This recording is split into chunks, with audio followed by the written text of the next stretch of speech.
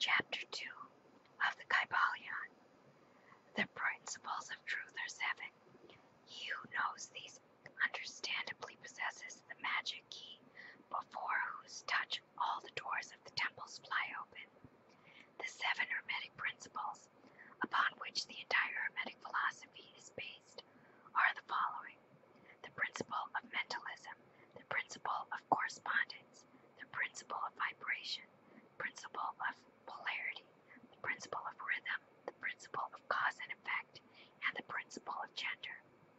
These 7 principles will be discussed and explained as we proceed with these lessons. A short explanation of each, however, may as well be given at this point. The principle of mentalism. The all is mind, the universe is mental. This principle embodies the truth that all is mind. It explains that the all, which is the substantial reality underlying all the outward manifestations and appearances which we know under the terms of the material universe, the phenomenon of life, matter, energy, and in short all that is apparent in our material senses is spirit, which in itself is unknowable and undefinable, but which may be considered and thought of as a universal, infinite, living mind. It also explains that all the phenomenal world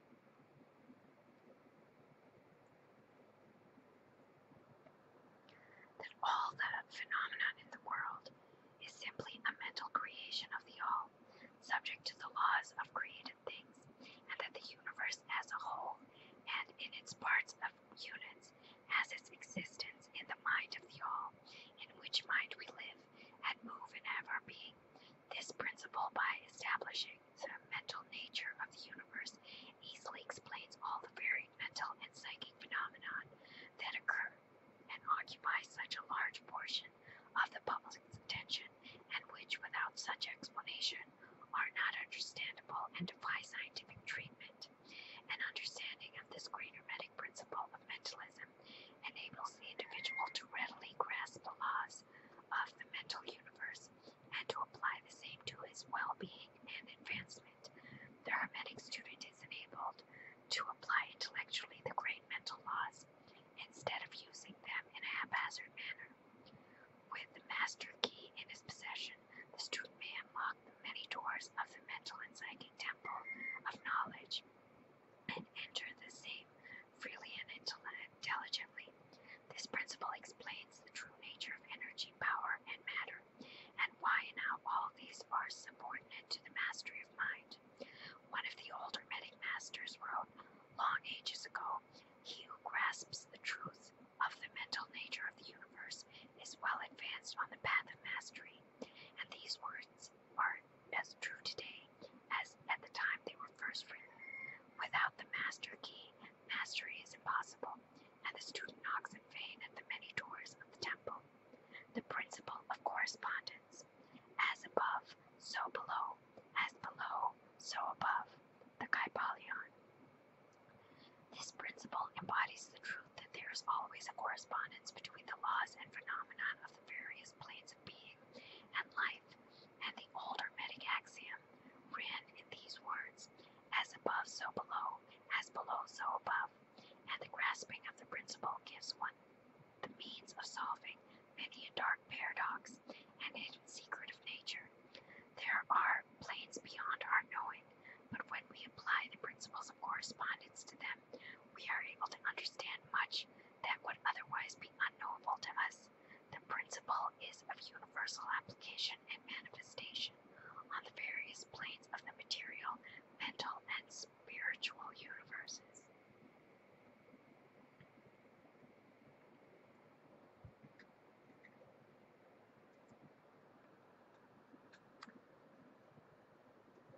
It is a universal law. The ancient Hermeticists consider the principle as one of the most important mental instruments in which man was able to pry aside the obstacles which hid from view of the unknown. The use even tore aside the veil of lists to the extent that a glimpse of the lace of the goddess might be caught, just as a knowledge of the principles of geometry enables man to measure the distance between suns and their movements while sealed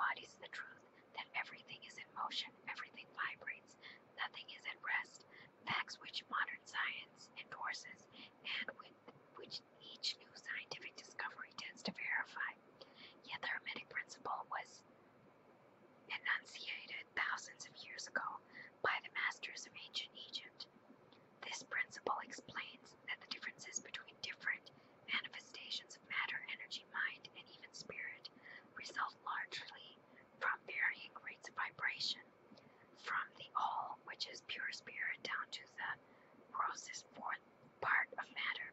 All is in vibration. The higher the vibration, the higher the position in the scale. The vibration of spirit is at such an infinite rate of intensity and rapidity that it is practically at rest, just as a rapidly moving wheel seems to be motionless. And at the other end of the scale, there are gross forms of matter whose vibrations are so low as to seem at rest. Between these poles, there are millions upon millions of varying degrees of vibration, from corpuscles and electron atoms and molecules to worlds and universes. Everything is in a vibratory motion. This is also true on the planes of energy and force, which but varying degrees of vibration, and also the mental planes, whose states depend upon vibration, and even on the spiritual planes. An understanding of the principle with the appropriate formula enables Hermetic students to control their own mental vibrations as well as those of others. The masters also apply this principle to the conquering of natural phenomena in various ways. He who understands the principle of vibration has grasped the scepter of power, says one of the old writers. The principle of polarity. Everything is dual, everything has poles, everything has its pair of opposites. Like and unlike are the same, opposites are identical in nature, but different in degree. Extremes meet, all truths are but half-truths. All paradoxes may be reconciled, the Kybalion. This principle embodies the truth that everything is dual, everything has two poles, everything has its pair of opposites, all of which were old Hermetic axioms. It explains the old paradoxes that have perplexed so many, which have been stated as follows. Thesis and antithesis are identical in nature but different in degree. Opposites are the same, differing only in degree. If pairs of opposites may be reconciled, extremes meet. Everything is and isn't. At the same time, all truths are but half-truths. Every truth is half false. There are two sides to everything, etc. It explains that in everything there are two poles or opposite aspects, and that opposites are really only two extremes of the same thing, with many varying degrees between them to illustrate. Heat and cold, although opposites are really the same thing, the difference consisting merely of degrees of the same thing. Look at your thermometer and see if you can discover where heat temperatures and cold begins. There is no such thing as absolute heat or absolute cold. The two terms heat and cold simply indicate varying degrees of the same thing, and that same thing which manifests as heat and cold is merely a form, variety, and rate of vibration. So heat and cold are simply the two poles of that which we call heat, and the phenomenon attendant thereupon are manifestations of the principles of polarity. The same principle manifests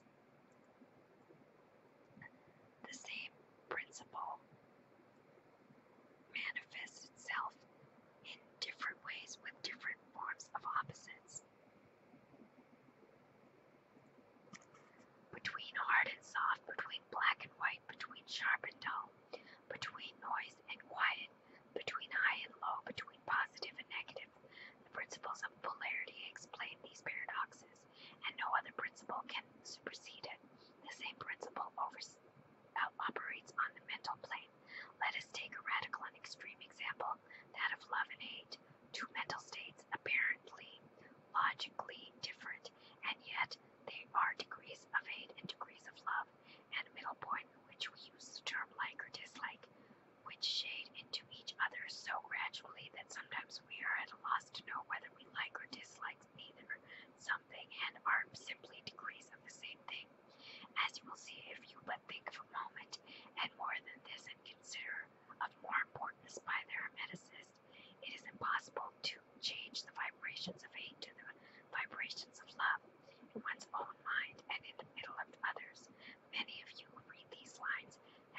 personal experience of the involuntary rapid transition from love to hate, and an personal experience of this in reverse, in your own case and that of others. You will therefore realize that the possibility of being accomplished by the use of the will by means of the Hermetic formula, good and evil are but poles of the same thing, and the Hermetic understands the art of transmuting evil into good by means of an application of the principle of polarity. In short, the art of polarization becomes a phase of mental alchemy, known and practiced by the ancient and modern Hermetic masters. An understanding of the principle will enable one to change his own polarity as well as that of others, if he will devote the time and study necessary to master the art. The principle of rhythm. Everything flows out and in, everything has its tides. All things rise and fall, and the pendulum swings manifests in everything. The measure of the swing to the right is the measure of the swing to the left. Rhythm compensates the Kybalion. This principle embodies the truth that in everything there is manifested a measured motion, to and fro, a flow and inflow, a swing backward and forward, a pendulum-like movement, a tide like ebb and flow, a high tide and low tide between the two poles, which exist in accordance with the principle of polarity described a moment ago. There is above an action and a reaction, and advance and a retreat.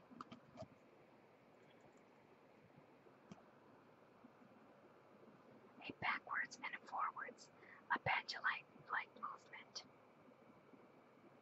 In the life of all things, and initially in the mental states of man, and it is with the latter that the Hermeticists find the understanding of the principle most important. The Hermeticists have grasped the principle, finding its universal application, and have also discovered certain means to overcome its effects in themselves by the use of appropriate formulae and methods. They apply the mental law of neutralization.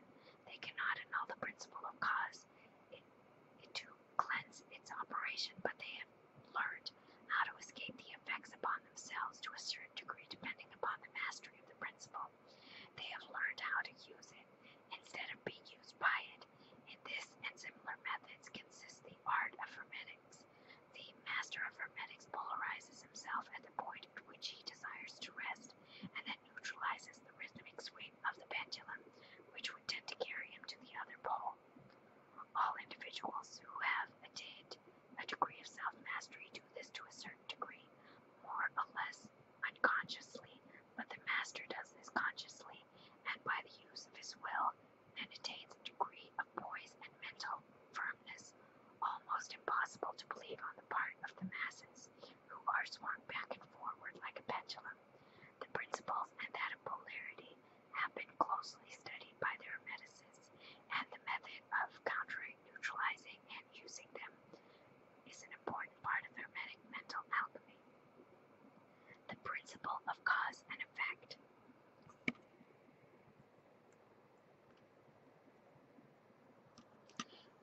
This principle embodies the fact that there is a cause for every effect, and an effect for every cause. It explains that everything happens according to law, that nothing ever merely happens, that there is no such thing as chance, that while there are various varieties of cause and effect, the higher dominating the lower planes, still nothing ever entirely escapes the law.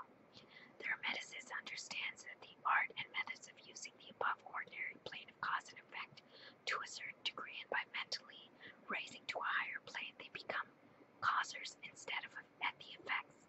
The masses of people are carried along, obedient to environment, the wills and desires of others stronger than themselves. The suggestion and other outward causes moving them about like pawns on the chessboard of life, but the masters rising to the plane above dominate their moods, characters, qualities, and powers, as well as the environment around them, and become movers instead of pawns. They help to play the game of life instead of being played, and move about by other wills and environments. They use the principles instead of being its tools. The masters obey the causation of the higher planes, but they help rule on their own planes.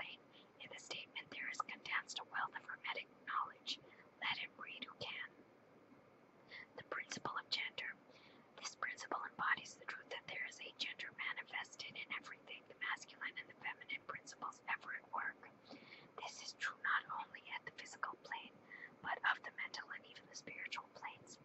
On the physical plane, the principles manifest as sex. On the higher planes, it takes higher forms, but the principle is ever the same. No creation, physical, mental, or spiritual, is possible without this principle.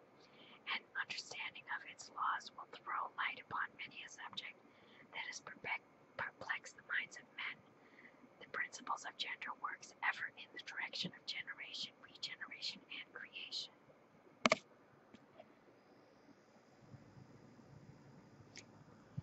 Everything and every person contains the two elements of principles of this great principle within it, him or her, every male living has a female element also, and every female contains also the male principle. If you would understand the philosophy of mental and spiritual creation and generation and regeneration, you would also understand the study of Hermetic principles. It contains the solution of many mysteries of life. We caution you that the principle has no reference to the many base, pernicious, and degrading lustful theories, teachings, and practices which are taught under fanciful titles, and which are a prostitution of the great natural principle of gender. Such base revivals of the ancient infamous forms of Phallicism and tend to ruin mind, body, and soul, and the Hermetic philosophy has never sounded the warning note against these degraded teachings, which tend towards lust, licentiousness, and perversion of nature's principles. If you seek such teachings, you must go elsewhere, for Hermeticism contains nothing for you along these lines. To the pure,